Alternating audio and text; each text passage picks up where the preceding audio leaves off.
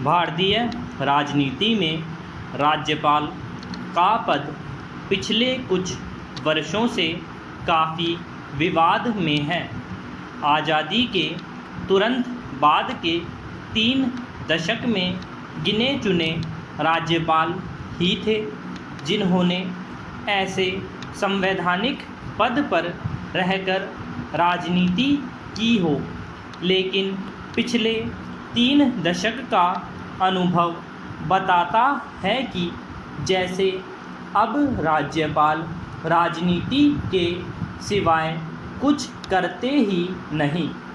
राज्य में केंद्र में सत्तारूढ़ दल से इतर पार्टी की सरकार है तो इनका एकमात्र लक्ष्य उसे अस्थिर करना लगता है।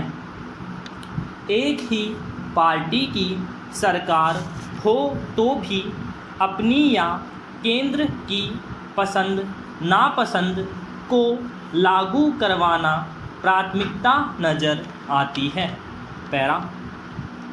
एक फ़र्क यह भी दिखता है कि पहले राज्यपाल पद पर नियुक्ति घुटे घुटाए राजनेता की होती थी, अब ऐसों की संख्या काफ़ी कम रह गई। राजनेताओं का स्थान पूर्व नौकरशाह लेते जा रहे हैं जो अधिकांशतः अपने सरपरस्तों का एजेंडा पूरा करते हैं।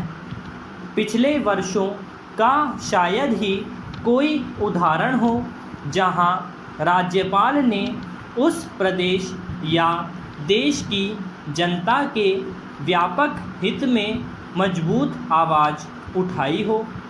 ताज़ा उदाहरण कोविड-19 का है।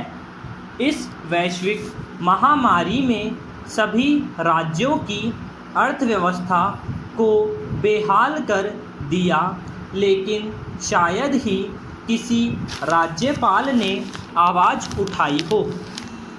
कई राज्यों में चुनी हुई सरकारों को अस्थिर करने की कोशिश हुई तो राज्यपाल कहाँ बोले, विधायकों के आचरण पर ही बोल देते।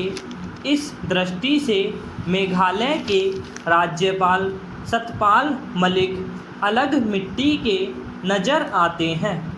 वे चुप कम ही रहते हैं, जहां जिस मुद्दे पर बोलना चाहिए खुलकर बोलते हैं, लेकिन यह भी सच है कि उन्हें इसका खामियाजा उठाना पड़ता है। ऐसा उदाहरण विरला ही होगा जहां 3.5 साल में कोई 4 राज्यों का राज्यपाल रह चुका हो और हर तबादला बोलने पर हुआ हो। वे जहां जो बोले सच बोले। गोवा में तो भाजपा सरकार के काम काज तक पर बोले। उनका ताज़ा बयान किसान आंदोलन पर है। विस्तार में जाने की बजाय इतना ही बताना काफ़ी होगा कि उन्होंने न केवल किसानों का खुलकर पक्ष किया, बल्कि केंद्र सरकार को उसके समाधान का ठोस उपाय बताते हुए देरी या उसके दमन पर गंभीर नतीजों को लेकर आगाह तक किया।